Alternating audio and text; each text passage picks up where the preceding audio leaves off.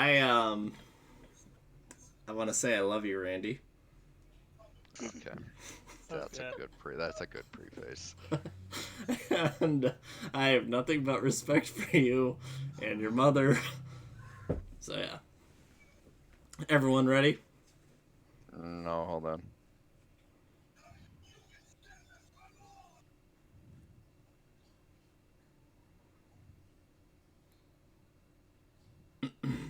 Are you ready, Luke? Oh yeah. Oh boy. Alright, I'm ready. Jacob, you're all good. Jacob? Yeah. Cool. This is called Return of the Tiddy. Oh, fuck. Oh god. Okay. Alright. Oh god. It was a beautiful autumn day. 300, 300 days since the last pound of palooza of Cheryl, and she was getting unbearably horny. The pandemic of Cockblock 19 hindered any visitors that she might have had, and the deficiency of dick was driving her insane. Efficiency of dick.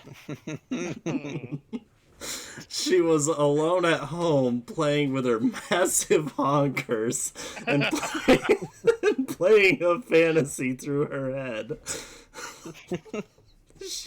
She yearned for her fuck pipes to be cleaned out by the boys' turbo snakes. And God. it gave her the most intense whop she had ever experienced in her life. She decided it was time to make a call. Oh god. Randall. Who's first? Who's first? Oh, fuck. Okay. Brandon was at home caressing a framed picture of a shirtless Jacob. His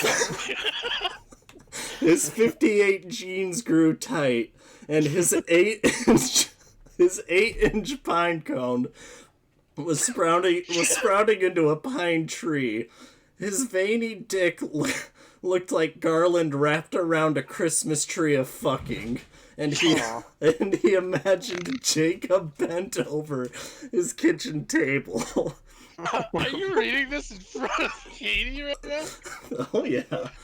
Okay. He took hold of his dick with his left hand and started twisting it every which way, imagining Jacob was doing it all along. he was about to release his jizzy all over the helpless picture of Jacob when he heard his phone ringing. Annoyed, he picked it up, saw it was Noah, ignored it, and went back to jerking off his meat stick. When he released his love all over Jacob, he called Noah back. "What is it? I'm very busy," Brandon asked. "She has lit the beacons," Noah replied. Oh shit. Cheryl calls for her annual pounding, and we're gonna deliver. She lit the beacon for the pound of Palooza. I'm sick to my stomach, Randall. I can't. Not after last time, Brandon said. Randy laid down in the middle of the road last time, and his massive head was a speed bump that totaled so many cars. I just can't be a part of it. Holy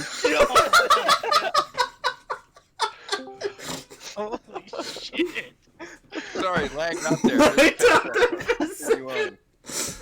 Alright. Jacob will be there, Noah replied quietly, knowing that this would be enough to sway Brandon. Oh fuck. Jacob? Is he gonna be shirtless, maybe? Brandon had to know, and started twisting his erect nipples.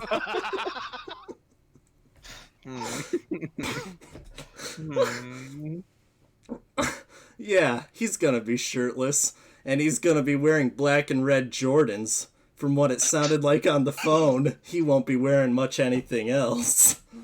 G bus. He kept Okay, wearing Jordans I'm this in. bullshit? Okay. Noah's insanely fast and big, huge Toyota Tacoma picked up the crew. In the passenger seat was Luke doing bicep curls and grinding Hinge to find girls that he would talk to for a maximum of 3 days. Alright, that's my not Holy shit. Okay. Alright. In the back seat was Jacob, Brandon, and Landon. Oh, God. Jacob, Brandon, Landon. Landon tried to grab Brandon's balls while they discussed strategy, and Jacob was having none of it. Jacob channeled his inner Mexican and the power of tortillas and bitch slapped Landon with all of his might, which knocked him out for the second time. Fuck.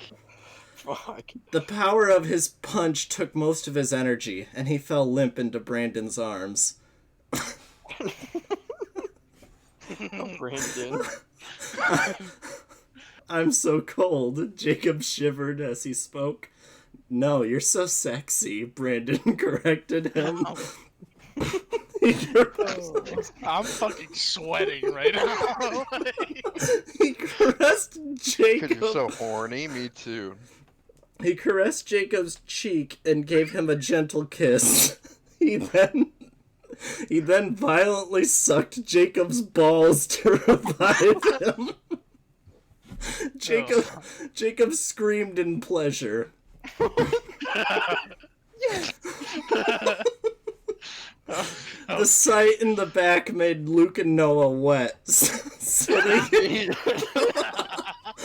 they gave each other over the pants hand jobs. And since they are brothers, it totally wasn't gay or weird. There we go. Perfect. After pulling over to have their own personal guy orgy, they were famished and pulled into Taco Bell, where Luke ordered 7 beefy boys and put them all in his mouth at the same time. Okay. Fucking beefy boys. After the feast, they arrived at Cheryl's, where they found that she had erected a neon sign that read, "Poundapalooza, pound Cheryl tonight." They entered the front door and found dozens of rose petals leading to Cheryl's room. The door was shut, and in crayon, Cheryl had written, "A limit of 7 at a time, please." Look at that, Randall. Luke used his accounting skills for the boys and counted only 4 of them, so they were all permitted to enter. Only 4? What happened to Landon? But he's still knocked out. Oh, okay. Oh my god, I'm sorry, Randy. Oh, God. On the bed, Cheryl had her legs wide open, with lights leading to her pussy like an airport landing strip. Oh. Luke suggested they take turns DPing her. This drove Noah insane and sent him crying into a corner. Brandon, unable to contain his horniness for Jacob any longer, bent him over a nightstand and gave Jacob a pounding he would never forget. What I gotta be the one bent over? Luke knew it was up to him. Oh. He approached Cheryl and began penetration. Jesus. I'm glad we're so formal about it. Began penetration. Midway into his first stroke, however, he felt the beefy boys he consumed to get the better of him. And as he turned away to make a break for the bathroom, he diarrhea'd green all over her massive jugs. Jesus. Jacob, mistaking the green diarrhea for grass, told Brandon to stop, ran to the garage, and grabbed a leaf blower. He set it to its highest intensity and blew all the chunks off of Cheryl and out the window. The leaf blower turned Jacob all the way on to ultra horny, and he turned his attention to Cheryl, pounding her with all his might. Brandon then stuck it in Jacob's rectum and made a Cheryl and Jacob sex sandwich. Holy shit. Noah looked up his destiny, KD, as it was the only thing that could console him. In seeing his outstanding KD of 1.1, he was invigorated and began to teabag Cheryl. Luke, after refilling with more Taco Bell, had more diarrhea, and he got more on her. This prompted Jacob to continuously blast her with a leaf blower while Brandon blasted his asshole. Oh my God. The Pound-A-Palooza was a resounding success. Despite the many setbacks, Cheryl was pounded, and she was satisfied. Oh, yeah. Nothing like a satisfied Cheryl. Jesus. Finn. Finn.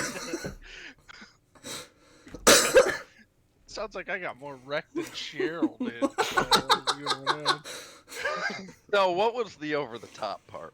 So, God. So, I wanted to possibly, after Luke had diarrhea on her, I thought it could be funny if she took off her tits and, like, threw them in the washer and then put them back on. Stuck. Yeah, and then in the process of her trying to get them, she gets stuck. Where we all just come in and start pounding.